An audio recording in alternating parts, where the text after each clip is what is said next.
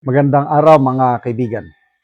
Bigyan natin ng reaction opinion itong post ni Mr. J. Zonza. Sabi niya, huli ka, Balbon. Former COMELEC chairman and Smartmatic conduit Andres Donato Bautista nahuli sa Canada.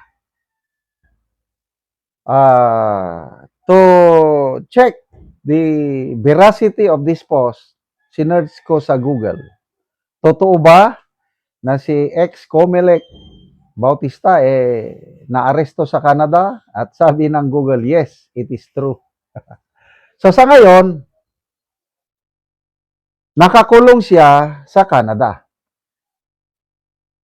At lumalaban siya para hindi siya ma-extradite, hindi siya madala sa United States. Kasi ang nangyari,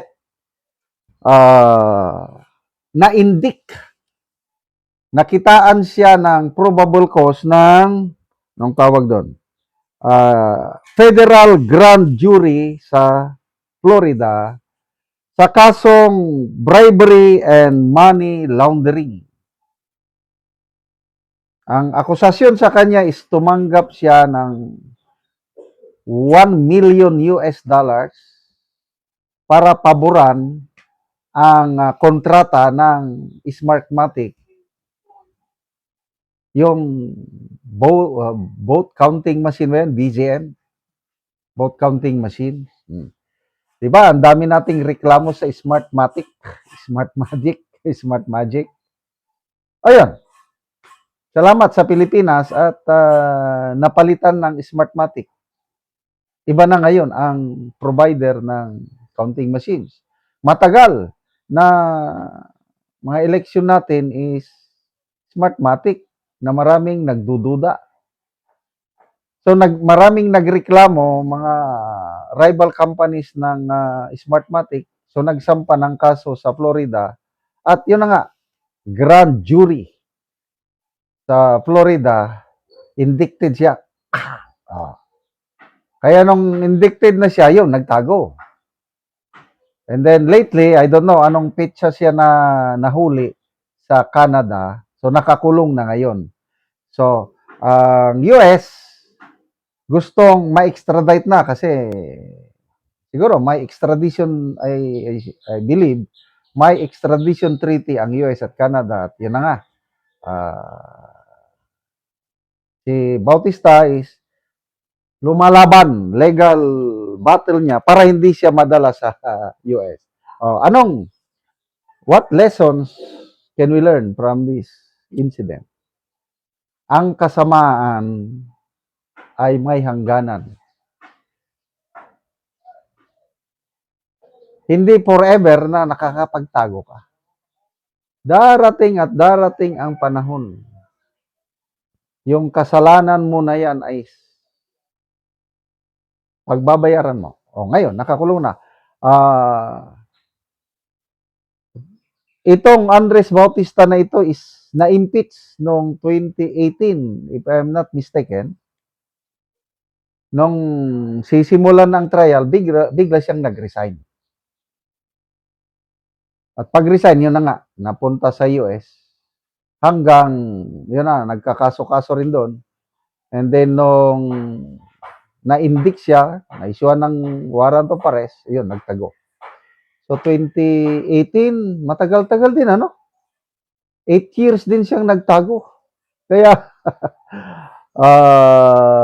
this should serve as a warning sa mga members ng Maleta Gang. Example, Saldico. Nagtatago ngayon. Darating ang panahon. Mahuhuli at mahuhuli ka rin. Yung iba pang members ng Maleta Gang. So, sa ating mga buhay, mga kapatid, may mga nagawa, lahat tayo nakakagawa ng kasalanan. Kailang, ang kasalanan na yan, pwedeng mapatawad. Dahil ang Diyos natin is mapagpatawad na Diyos.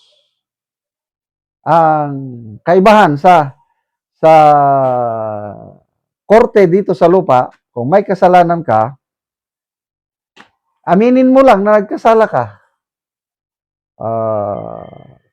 Ano yung tawag doon? You plead guilty. Pag humarap ka na sa husgado, arraignment ang tawag noon eh. Will you plead guilty or not guilty?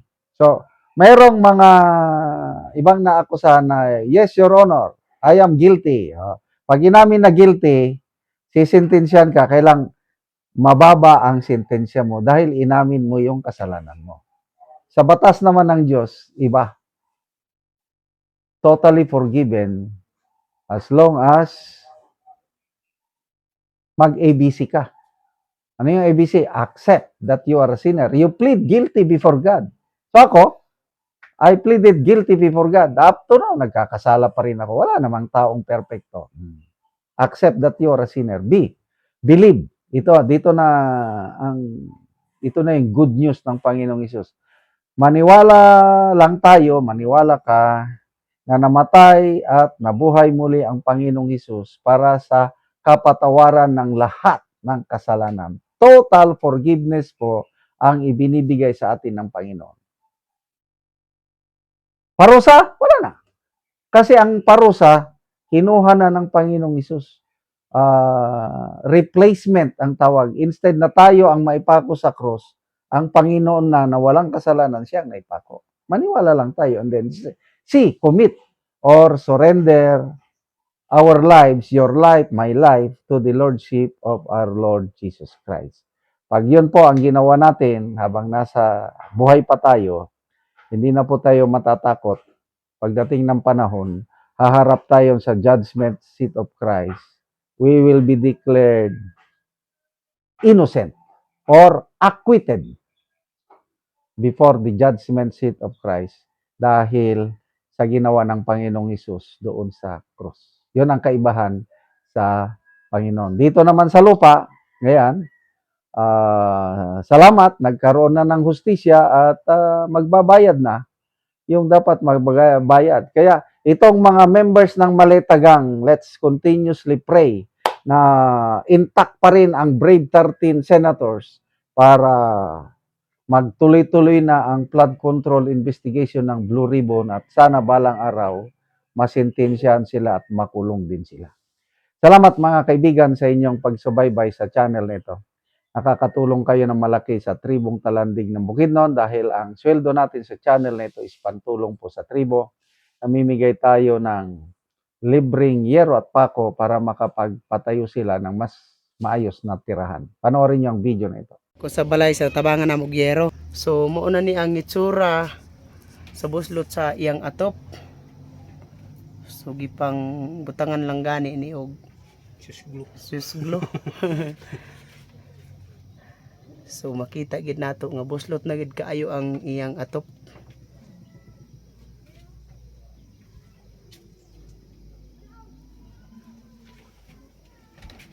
So kuan na gyud nangaputol na gani ang uban.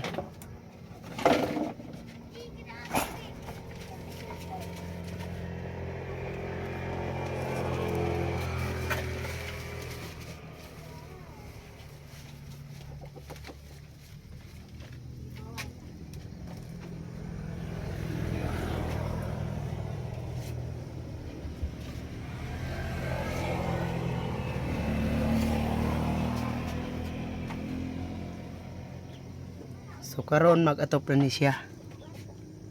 O karon mao na ni ang yero nga among gihatag nga para mapulihan ang ilang atop.